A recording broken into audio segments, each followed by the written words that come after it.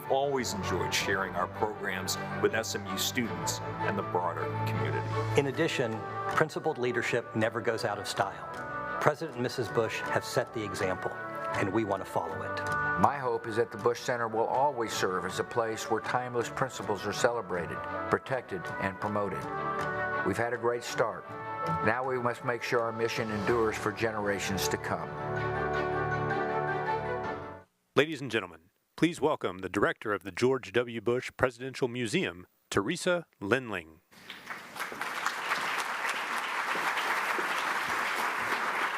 Good evening and welcome to Engage at the Bush Center, presented by NextPoint.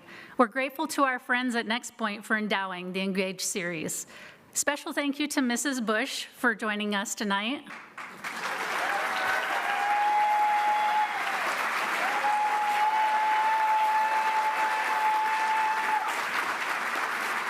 And also to our board members and executive advisory council members. At the Bush Center, we stand for freedom, accountability, opportunity, and compassion. We also stand for gratitude, optimism, and joy. And that's what tonight's conversation is all about. What better way to get in the holiday spirit than to hear from the pioneer woman, Ree Drummond.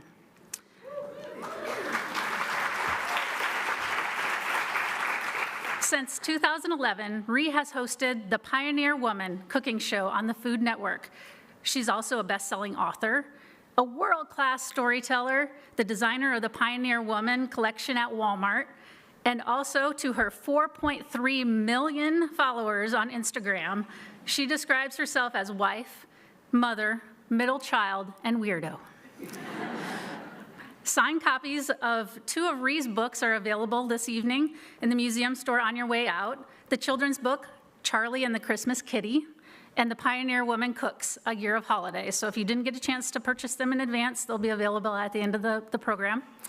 Given the demands on her time, we are so grateful for Ree for making the trip from Pawhuska, Oklahoma. We also welcome her daughter and son-in-law, Alex and Mauricio.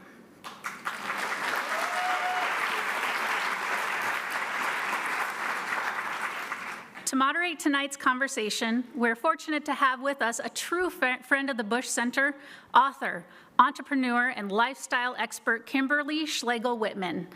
With her tablescapes of style recommendations, Kimberly is known to make the ordinary extraordinary.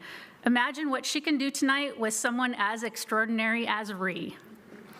Please join me in welcoming the pioneer woman, Ree Drummond, and Kimberly Schlegel Whitman.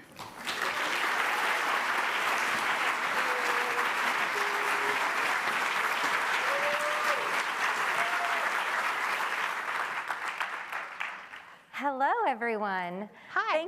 Thank you all so much for being here tonight. I hope you all had a fabulous Thanksgiving and you're ready to kick off the holiday season with us. Ree and I are so excited. I'm gonna let her do most of the talking because she has so many incredible stories to share. And I think we should start just by hearing about your Thanksgiving traditions and what was different this year, and what are your favorite things to do at Thanksgiving? Ooh, Thanksgiving. I mean, I feel like suddenly it was December and what just happened, but I cook, of course, because I love to eat, but as much as I have cooked throughout the last 20 years or so, I still love cooking Thanksgiving dinner. I think it's a little bit of a mental exercise, and I can sort of get in my head that week, and I always have that time in the kitchen. And this year, for the first time, I decided to make food so that we would have leftovers. So I sort of upped the quantities of everything. And so I had all my children except one, and husbands, and by Saturday afternoon, I saw no end in sight to the leftover sessions. I'd get the kitchen cleaned up and I'd stand back and go, oh, it's sparkling. And then I'd step out for 5 minutes, come back, and there'd be wads of foil. And so Saturday night, I said, go to town, get pizza. Another great tradition, going out for pizza after the leftovers. I love it. So now the holiday, I feel like we just all of a sudden went from that to December 1st, and the holidays have kicked off. What are your favorite holiday traditions that your family always cherishes and wants to come back for? Oh gosh. Well, one is Christmas pajamas. Oh, I love that. We do that too. I don't know, it was in my head when I had little kids that we needed to get matching pajamas, and they have sort of, then I had started a tradition where it was Christmas Eve. We'd get home from the Christmas Eve service, and the kids would sort of be looking, because that's when I give them the pajamas. Then I started the tradition of saying, oh, I forgot this year, and let them get a little close to tears. Not really. And so that's a tradition too, but our costumes they're costumes now. Like, they used to be sweet pajamas, and now they're Buddy the Elf and reindeers. So great. And then a lot of our tradition is just very food oriented. I can't get away from food no matter how hard I try, and I don't try. But we do fried quail, biscuits and gravy on Christmas morning, tenderloin on Christmas Eve, just food. That's our Christmas tradition. Are any of the recipes that you do recipes that you grew up with? That's a great question, yes. Well, in fact, the fried quail is a tradition in my husband's family. And it used to be that on Thanksgiving weekend, all the guys would go hunt quail after, the meal. And then they'd use that quail for Christmas morning breakfast. We don't hunt these days much, so we try to source it, and I'll throw in some chicken thighs if I can't find enough quail. But the tenderloin and some of the Christmas Eve food is from my mom. And one of my favorite traditions is cinnamon rolls that I deliver to family. Is somebody oohing and ahhing? Has anyone here made my cinnamon rolls? I love it. Wow. I say they're mine, they're actually my mom's, but they're amazing. So. Oh, awesome. Well, we'll add that to ours this year. That's incredible. Well, when you first started blogging, you shared a photo that your mom didn't like, apparently. Is that right? Oh, no. Yes. Yes. This was 2000. If it's the photo, I think you're talking about. I think we have it. Yeah. Oh, not no, that that's one. not it. Her mother loved that one, I bet. Well, as long as this is up, we'll come back to Yes. the other one. This is Alex, my firstborn. Oh, there. Oh, there we go. Yeah. So, yeah. So, okay, I started blogging in 2006. And it was sort of the wild west of blogging back then. I just posted old photos and told old stories. A lot of them were embarrassing stories, the kind you tell at parties. But I found this photo, and it was the first day of 9th grade, and I'd gone to the mall, and I'd put this outfit together myself, you guys. And I think I wanted to be Molly Ringwald. I failed miserably. But anyway, I posted this in 2006 when I started my blog, and my mom, who was one of my 3 blog readers at the time, because everybody starts with one reader, and it's usually a mom, but she called me and she said, "You have to take that photo off the internet." Oh, it's cute. And I was like, "Well, Mom, I thought I looked cute." She Yes. said, "No, that's not it."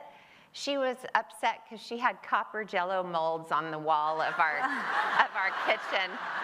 And she's like, "What was I thinking?" Well, So they're back. It's back for sure. they hadn't come back in 2006 yet. Not yet. So you started your blog, and I think one of the things people were so attracted to about it was this, genuine and very authentic storytelling, and you really got personal and shared special moments with your family and about your life. And were there any that you did that you kind of hesitated before you hit publish, or anything that you did that you're so glad you did that you almost didn't do? Oh, gosh. You're making me dig deep today. Blogging, it really, to me, I had only read one blog when I started blogging, so I didn't have a lot of frame of reference. But what I just did was I just wrote stories. A lot of them were a little self-deprecating. Yeah. Usually some funny angle, because I'm a middle child and I like to be funny. But so I had lived in the country at that point for 10 years. I married my husband in 1996. And I guess by 2006, I had a lot to say. Yes. I was a prolific blogger. I blogged 7 days a week, sometimes 2 times a day. And it was just sort of this bank of, I was 38 at the time, I think. No inkling that this blog would lead anywhere except to share photos with my mom, from time to time. So, I just sort of felt by intuition, of course, there were some things that along the way I thought, why did I write? Most of it was family friendly. And when you said I got personal, I don't want anybody to think I was personal on my blog. But I mean, sharing your story, like the beautiful story of your love story, really. And that was a fun feature of my blog. Along the way, I wrote a post about the night I met my husband. And this was the fun part of blogging, is you just kind of wrote, oh, by the way, it's a wonder we only have 4 children together. I'm just going to say that. Sorry, Alex, my daughter's here. Sorry, Mauricio. So yeah, I can't speak. I think he's so cute. Oh. But they turned it off for you. Yeah, so they you could keep talking. So we can continue. But I wrote a story, and it was just like a blog post, and Yeah. the readers said, what happened next? Yeah. And so I wrote another installment, and it turned into, I think, a 40-some post kind of serial love story where it unfolded. I eventually published it with more to the story, and it was called Black Heels to Tractor Wheels. And it was called that because I had a little contest on my blog with the people who had read my stories, and that was the winner. So it's just, that's how kind of close it felt, to the people who read my blog. And in fact, today I'll go on a book tour or have an event, and the early blog readers, we kind of find each other, and we're like, oh. We go way back. Oh, that's so great. Well, they do. They feel like they know you and got so much joy out of your story. And you also both model such a beautiful marriage and love story and faith. And it's really something to be applauded and something people connect with. So then you did have your babies, and your beautiful babies, and that changed your life as well. Well, that was a big transition in your life, wasn't it? Moving from the black heels to the tractor wheels. Yes, Yeah. and I just met a wonderful woman who said she grew up in the country, grew up on a ranch. Hello. Where's Anne? Where's Anne? Hi, there she is. There she is. And I've met quite a few people who did. I did not. I did grow up in Oklahoma, but it was a corporate town. My dad was an orthopedic surgeon. I lived on a golf course. I always kind of joke about that, but it couldn't have been more different from the way my husband grew up. And after high school, my town of 35,000, Bartlesville, Oklahoma. Anyone been there? Oh, yes, amazing. Was too small for me, so I went to school in California. I went to USC, and yes, LA was big enough for me. And so, long story short, I wind up going back to Oklahoma temporarily, and that's where I met Ladd. Get married and move to a town of 3,500. So that's what you get for thinking your hometown is too small for you. But I cannot imagine my life, having, gone in a different direction. I'm not sure. I wouldn't have a blog. I don't think any of this would have happened because I don't know what I would have written about. But a lot of my early content was sort of the fish out of water stories of, things I discovered animals doing, and, the time. This is so gross, but my brother-in-law, when I was dating my husband, I didn't realize it at the time, but he was initiating me to see if I was kind of gonna pass muster, and they were working cattle. And Ladd said, why don't you drop by? I said, oh, I'll drop by. And Tim, my brother-in-law, handed me the thermometer and said, you take their temps. And I won't go into any detail, but you know how they take temperature. And I was, oh no. So I took the temperature of my arm is doing what I did, about 70 cows. Oh my gosh. And then he was branding at the same time, and anyway. You passed. Have I mentioned I'm a children's book author? Sorry. But those were the kinds of stories that I wrote about. But you passed the test, for sure, right? With a sense of humor that seems to be one of the keys to getting you through some of the harder things, right? Most certainly, Yeah, yes. yeah. And then you had your babies, and I loved listening to, I listened to your Audible of one of your books, which is so lovely and full of such wonderful stories that are filled with, complicated things, and you find the funny in all of it. And I think that's really wonderful. So how do you do that in some of those situations? I don't know. I love the humor in things, and I find that often it's not until I write about it that I really realize how funny the funny moment was. And again, I blame everything, any idiosyncrasy I have, I blame on being a middle child or a redhead. But that usually you can either find something funny or just a little, snippet that you learn later. But I think you're talking about Frontier Follies. I am. And the title of the book says it all, just Yes. the moments that were hilariously memorable in motherhood. Well, it's so much fun to read it and hear your voice tell it, because you hear the joy in it. So I'm so glad you did the Audible of that, because it's wonderful. Oh, thank you. Okay, so the babies were growing up. I heard you took them to the mall. We can go back to the darling photo shoot that you did when you took them the girls into town. I discovered early in my blog. So sweet. This is the kind of mother I was. We were, oh no. This is the kind of mother I was. So if you can go back, I was at a mall and I passed one of those kiosks, where there were all these cherubs. And if you'll notice Alex's big toe sticking up over there, I don't know. But Alex, stand up.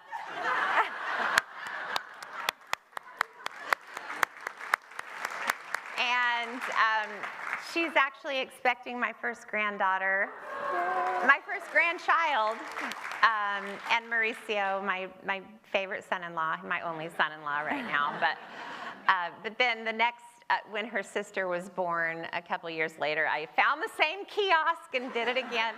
And I remember when this photo was taken, I was behind the photographer going, "Smile, Alex," and there was an intern behind my baby Paige holding her chubby little legs so she wouldn't fall off the table. I mean, they would not do that. This was 1998 or something, 99. So yes, did anybody else do this? I don't see any hands. Oh dear, well. Do you still take that an annual Christmas card picture with the whole family and your beautiful property, or? I don't think we do. We never get around to it. I mean, again, sometimes I almost do forget the Christmas pajamas. But the funny thing was the original photo of Alex in the full angel garb. Yes. So I got pregnant on our honeymoon and had the baby pretty quickly in our marriage. And so I sent that out as our first Christmas card to all of Lad's agricultural contacts. I mean, I had his business list. I sent them to the feed purveyors, and I can only imagine, what he was thinking. It's not like his baby son was on a John Deere tractor. It was like his baby daughter was in a mall kiosk on a cloud. Well, the blog led to the show. The books, right, and the show. Tell us a little bit about that process. It's so incredible to think of you just doing the blog, and then all of a sudden this incredible experience happening, and here you are with all of these people who have come from so far away to see you. I know. I mean, it really is just it's wild. It's sort of like make all the plans you want and then just see how life unfolds. Yeah. But it all started with the blog, and again, I had no inkling that it would be anything. Eventually, the audience grew. Someone would read and tell her daughter, her friend, her aunt, and it grew so organically. And then I started blogging about food about a little less than a year after I started just blogging about stories on the ranch. And the food really took off, because food blogging wasn't really a term back then, but I would just share step-by-step photos of what I was cooking. I'm not a trained chef. I'd never been a recipe developer per se. I just cooked for my family. But everybody loved it, and they just said, do another one, do another one. So that led to my first cookbook in 2009. So, and at this point, I'm 40 years old, so, not a career that I ever thought I'd have or necessarily sought. And from there, the Food Network called a couple years later and said, would you ever consider doing a cooking show? At that point, I was very much behind the camera. I had taught myself photography as I was blogging, and never really had any sort of, and by the way, I would like the first 20 episodes of my show stricken from the record, because I was so green. I really looked a little terrified. No, we don't think so. Oh my goodness. And this is the very first episode of my Food Network show. Big sister Alex is back there, and my boys, my third child, Bryce, plays football at Oklahoma State. But go Pokes! Go Pokes! Pistols firing. So, but when I look at this picture, I just can't believe it, because it doesn't feel like that much time has passed. But if when it's all said and done, I sort of have this amazing 14-year scrapbook of my children's lives. Yes. That's and so great. My children and what they ate. That's so great. If they had to each pick a favorite, do you know what it would be? Like, do they have a clear favorite recipe of yours? I think so. Yeah. Alex would be mac and cheese. Bryce would be broccoli cheese soup. Todd would be ham on bread with no condiments. No, Todd doesn't eat anything. No, Todd likes pork chops, fried pork chops. And Paige is a little more elusive. I kind of have to work a little harder to impress her. She's a great cook herself. So. Oh, that's great. That's fun. I was going to ask you if it passed on to anyone, if it was contagious in your household. Was everyone always fighting to be in the kitchen with you, or did they really kind of just show up when it was ready? Alex and Paige are really great cooks. Yeah. Mauricio smoked one of our turkeys. Oh, nice. No pressure going to your mother-in-law, the pioneer woman's house for Thanksgiving. Oh, no, it was great. Well, Mauricio, so during COVID, none of the production companies could travel, and Food Network called, once we realized this was going to be a while, and they said, if we sent you a couple of iPhones, would you try to film an episode yourselves? And I was like, well, heck yes, I will. And because it was the only way to continue programming, in some ways. And I thought this would be 3 episodes. It took us all day to film 2 recipes. We were fighting, and the kids. Poor Paige had to come home from Arkansas. But we filmed 89 episodes together. Wow. And they were very self-shot, and I made so many mistakes. Toward the end, when I forgot to add the roast to a pot roast, and I'm not kidding, I did. I got the onions and cut the. Anyway, we knew it was time to be like. We've done all we could do, but we all got close. That's how I got to know Mauricio. They weren't married. Yeah. But he came home to our house during COVID, and he never left. Aww. No. But it was a great memory for all of us. I'm sure, and great teamwork, right? Yeah. Yeah, that's fantastic. Most of the time. So when you look back at the show, are there moments that, besides forgetting to put the roast into the pot roast, Are there other kind of bloopers or things that happen behind the scenes that you can share with us? Oh yes, the thing that was great about the COVID shows is, you know, my show is shot by a very professional production company. They actually come over from London, and they're the same company that films Barefoot Contessa. Yeah. And so if there's a mistake, they would just, you know, whisk it away and bring in another set, and you know, we'd do it and get it right. But you never saw those. Well, during COVID, there wasn't a production company to whisk away my mistakes, and so there were. And I think actually that's why those shows appealed to so many people. Yeah. They're like, oh, you so real. So you actually can't cook. Oh, hello. Yeah. Do you remember this, guys? I don't even know what I was cooking. It was, what even was that? We'll never know. But this was one of our self-shot shows. But yes, and the production company is great, and we've worked together since 2011, and it was a funny little learning curve when they first started coming, because they're from London, and the producer is very just fantastic, and she was very enamored with the ranch and Lad.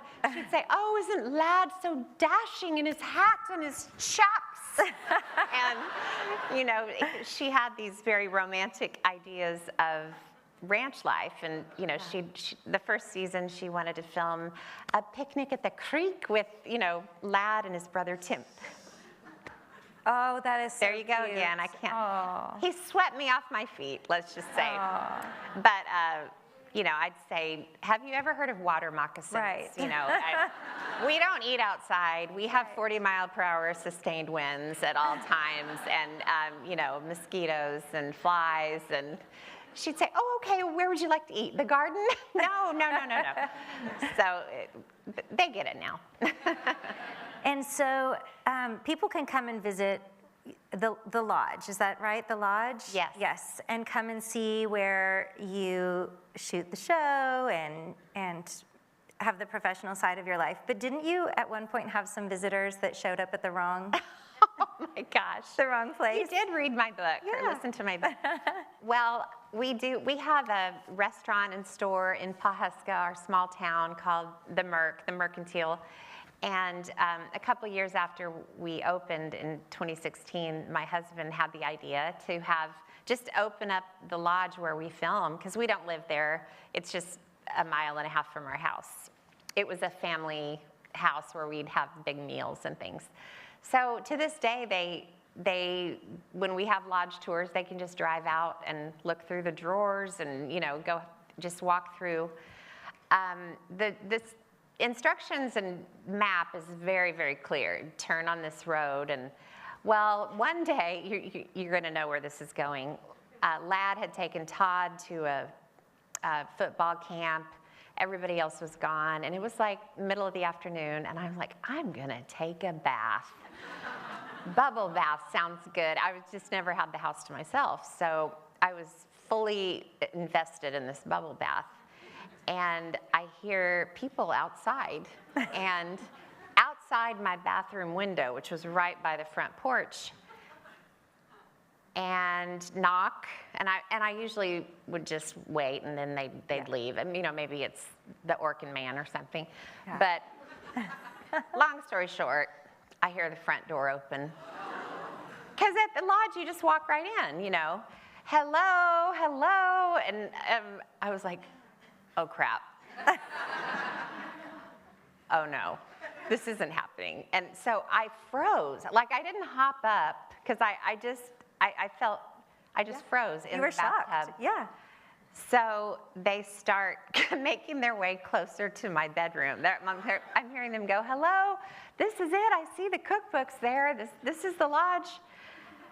And I'm just frozen in fear. I don't know what to do, because then I'm afraid if I get up and run, I've been quiet too long and I'll get embarrassed. And then I was in a tizzy. So long story short, they're almost to my bedroom door, and I go, you've got the wrong house. Because I got real low because I'd been in that bathtub, you know, kind of. And one of them goes, "Oh my gosh, I'm so sorry." And they just ran out and drove away.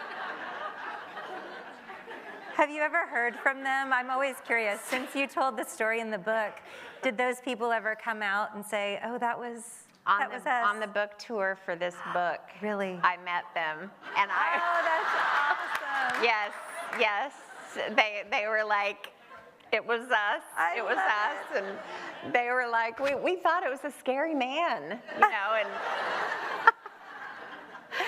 That is so good. they said, "Are you a smoker?" Because I can really get that. But It was that low. I apologized to them because I felt actually bad that, you know, I was just so panicked. I was naked and afraid.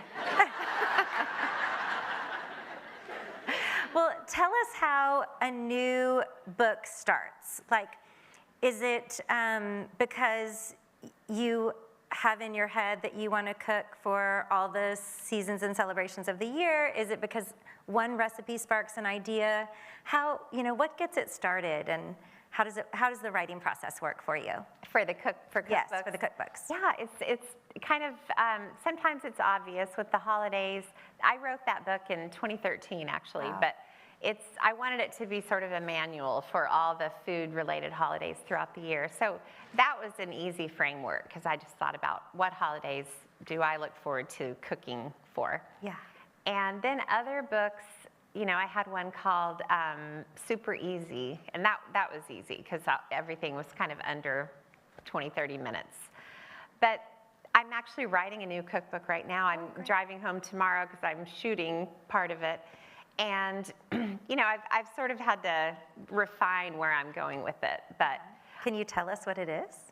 I think it's called, wait, what's it called? I forgot. My Forever Favorites. And Oh, great. This will be my 9th cookbook. Yes. And so what I wanted to do was get all of the absolute classic favorites, beloved, wonderful things that I've cooked, and make it even better, you know, so not turn it into something, you know, weird, but so that's what I'm working on, is like my pot roast, which I just love that pot roast so much. So how can I just make it even better? And I'm retesting everything, and so it'll be sort of, I'm hoping sort of a comfort food, classic food Bible. Yeah. Oh, I can't wait to get that. At least a PW Bible. I made your pot roast about 3 weeks ago on a Sunday, and it was a hit. How was it? Good. Yeah, it was a hit. Well, pot roast, I love it because there's such an easy solution if it doesn't work. Yeah. Because I hear from so many, and I have heard, I cannot make a pot roast. I always overcook it. It's always tough. And I say, no, you undercooked it if it's tough. You know, you just haven't cooked it long enough. It's the only thing I can make. But I was doubt excited that. to make yours. It was I doubt wonderful. that. And my son's godmother made your chocolate cream pie. I don't see, there she is. She made that last week for Thanksgiving. So it's so much fun. As I learned I was doing this, just talking to friends and with you, and talking with friends and having them say, oh, this is my favorite thing that she makes, and this is why I love to watch her show. And you've just brought so much joy to so many other homes through being open to sharing your stories, which is so fantastic. That makes me so happy. Honestly, nothing makes me happier than when someone says, I love your meatloaf. You know, it just, like, I make your meatloaf for my family. It just makes me happy. Are you the one that's never invited to anybody else's house for dinner? Like, are people intimidated to cook for you? No. I don't. See, I'm not Bobby Flay or Gordon Ramsay. You know, I'm very much, I'm not even Martha Stewart. I'm Mabel Stewart, you know. So I think, there, in some way, I think that could be why my cooking and my recipes appealed, you know, in the early days, and maybe even still, because I live in Pawhuska, Oklahoma, and especially back in the 1990s and 2000s, there wasn't Whole Foods. You couldn't go and find a lot of ingredients that were in these fancy cookbooks. recipes. So yes. all the ingredients came from Pawhuska, IGA, and you know, so that's the food that the people in my life like to eat. Yeah. Cowboys are the pickiest, eaters in the world. And sure, you can be strong and, make them eat, make them broaden their palate. But when they've been working cattle all day and they are starving and cold and come home, I'm not going to make, what? Let's see. Beef bourguignon. Beef bourguignon, well, right. So Do the pot roast instead. Yeah, that's fantastic. Well, what are some cowboy qualities that you've learned since moving to the ranch that you've applied to your own more ladylike lifestyle? Oh my gosh, cowboy qualities. Cowboys are so funny because they're sort of, they're always a contradiction. Like, my husband is personally the cleanest person I know.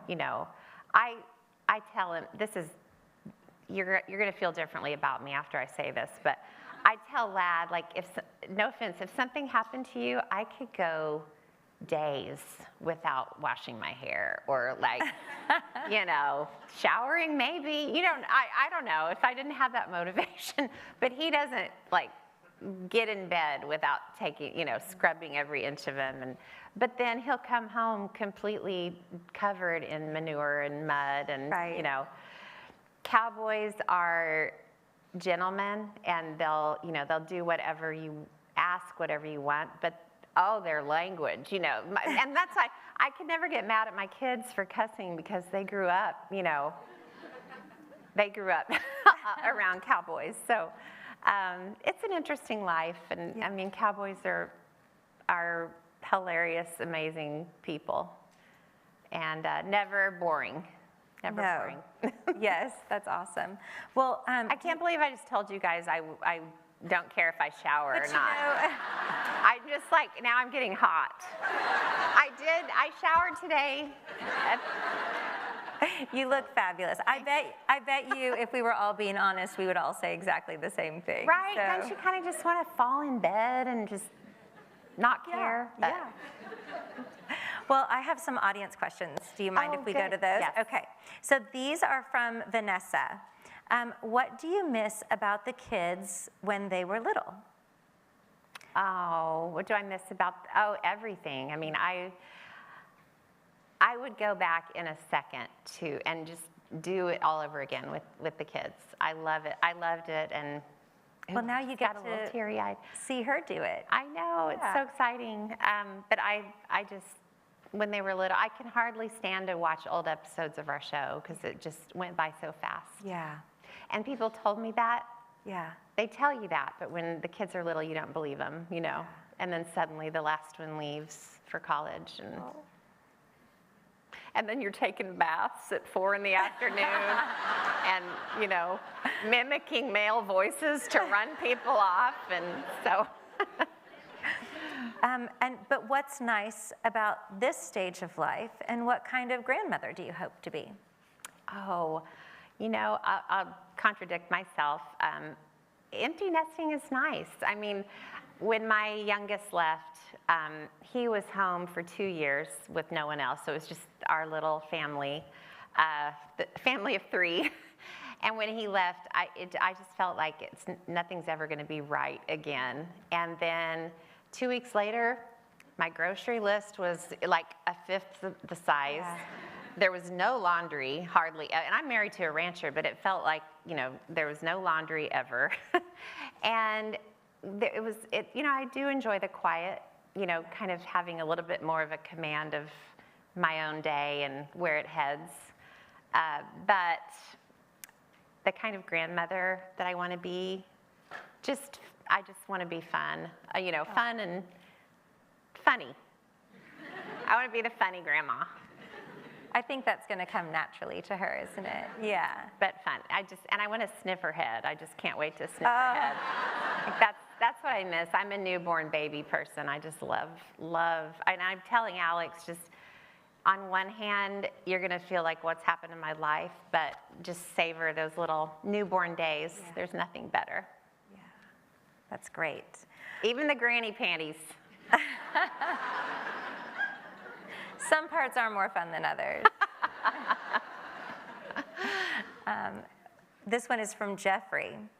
If you were to cook dinner for the President and First Lady, what would you make and why? Oh my goodness. It's a great question. I would ask Mrs. Bush what she would like. I feel like I could cook for President Bush. I feel like he's my wheelhouse, you know. Probably a roasted beef tenderloin, creamy mashed potatoes. And when I say creamy, cream, butter, cream cheese, half and half, whole milk. And those are my mashed potatoes. And you know, maybe, let's see.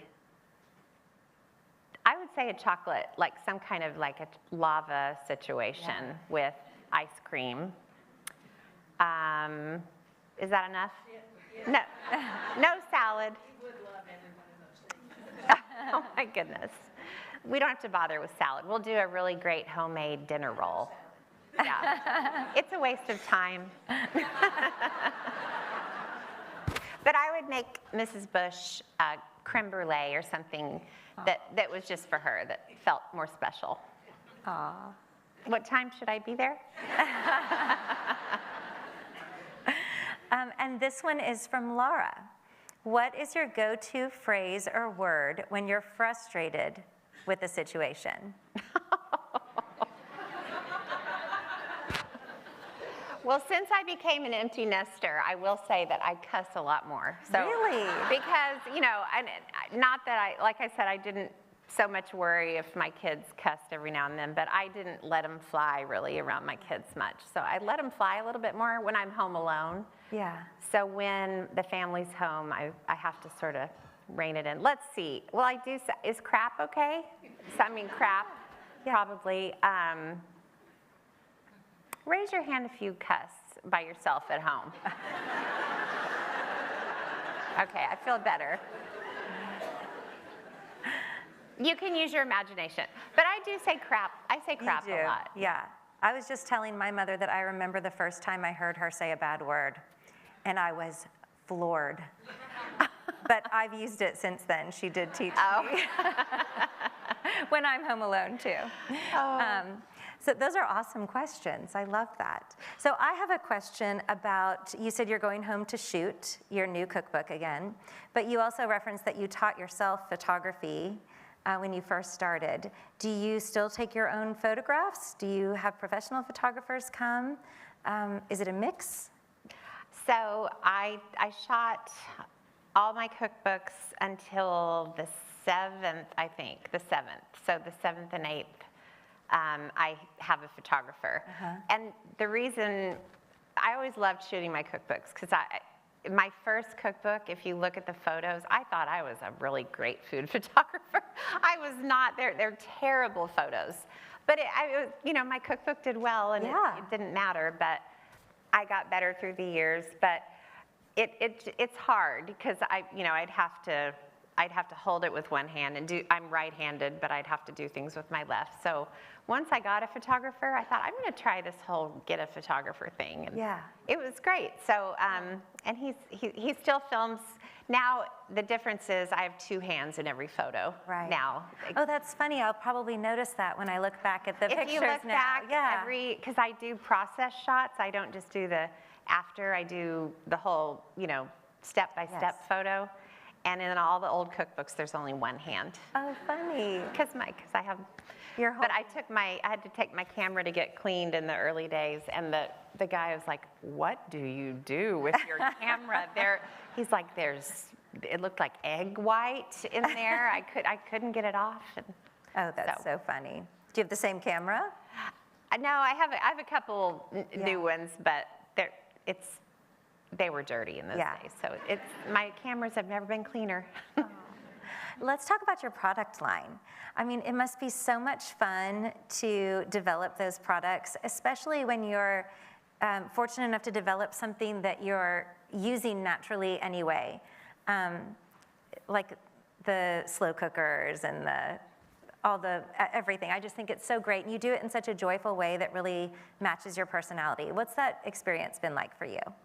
Oh gosh, I love my product line. So I often get asked, what do you what's your favorite thing? And of course, I love the cookbooks and shooting. I love my cooking show, but anyone who's been in TV production can tell you it is a lot of work, and you have to be there. And I really love cookbooks because I can be home.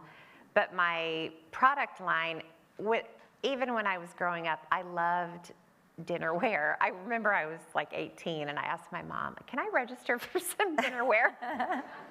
She's like, what are you talking about? Because I'd heard of brides doing it. I just thought I could too.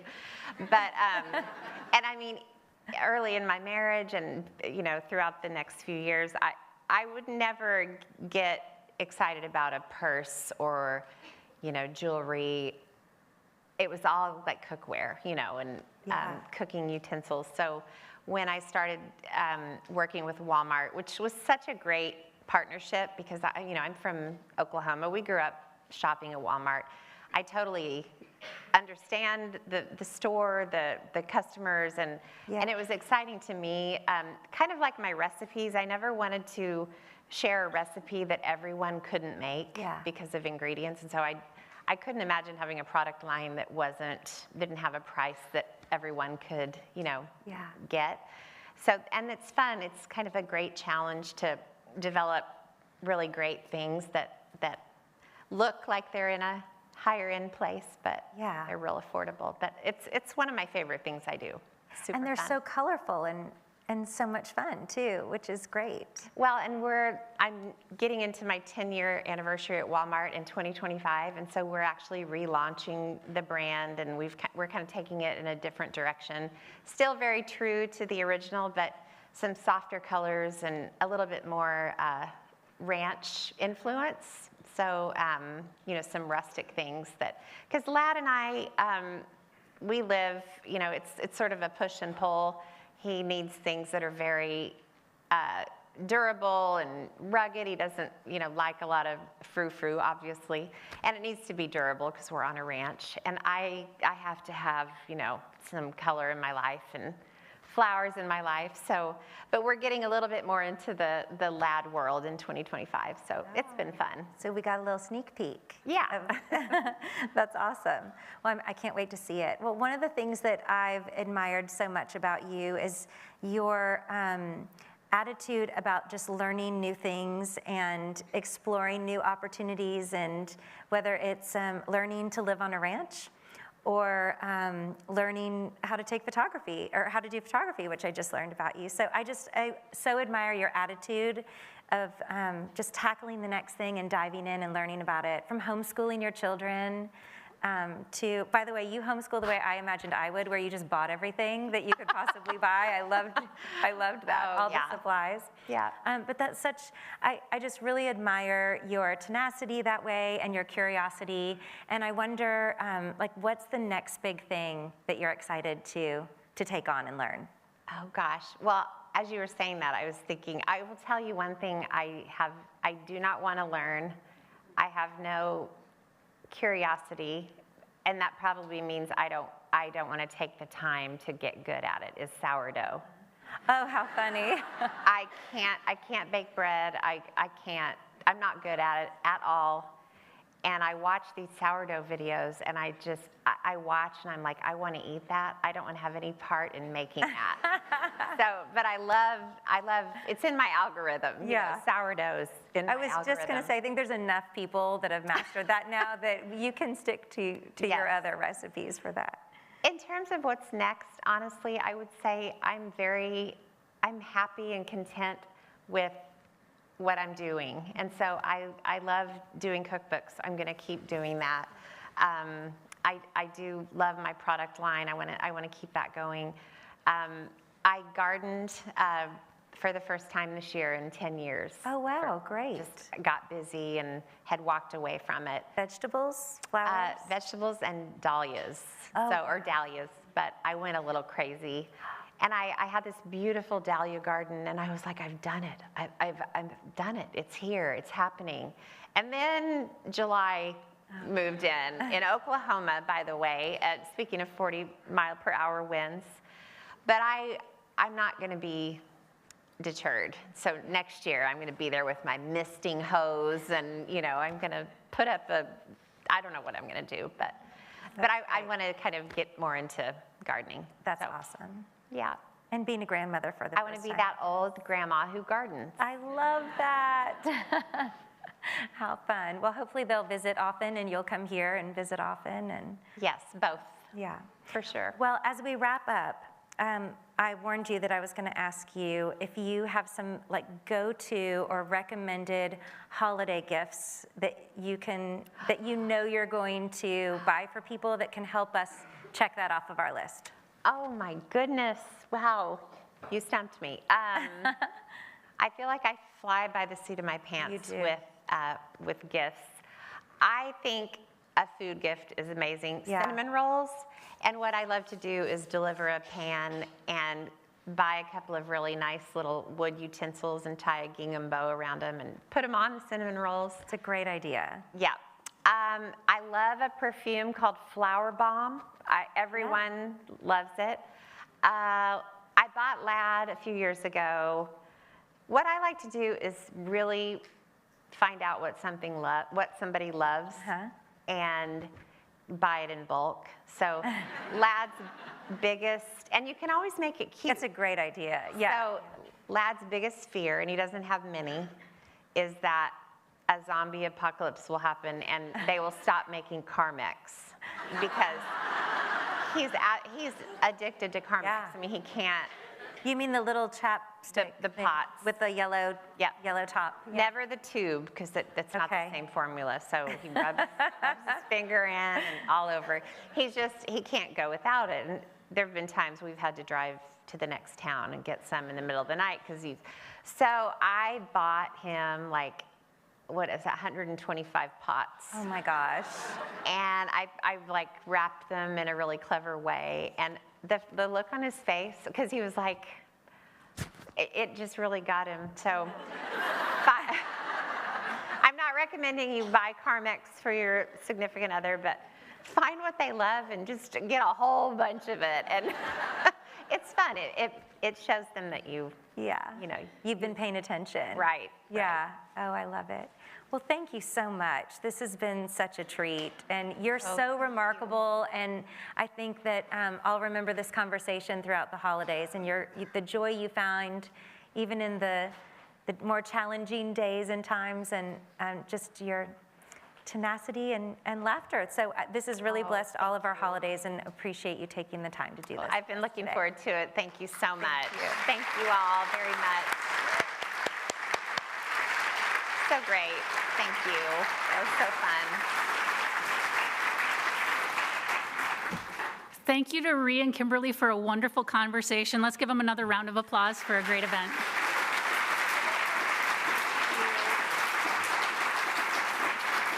Thank you again to Next Point for endowing the Engage series at the Bush Center. And also look for emails coming for our 2025 Engage at the Bush Center presented by Next Point lineup. We have an exciting season coming up. A community conversation we're convening alongside our friends at United Way of Metropolitan Dallas, Texas Instruments, and SMU. It takes place on April 24th at SMU's McFarland Auditorium with headliner Emmanuel Ocho, the noted author, podcaster, and sports analyst who got his start right here in Dallas. Go to bushcenter.org to become a member and benefit from early opportunities to access tickets to our programs. Again, we have our Ree's books available for sale. There's a little bit of an update. They are not available in the Bush Center store. They'll be available just outside the auditorium after the event. Don't forget to also, we have the museum open to stop by and take a look at the exhibits. We have a beautifully decorated Oval Office for the holidays as well that you won't want to miss. Thank you for coming. Best wishes for a Merry Christmas, Happy Hanukkah, and wonderful holiday season. Thank you again.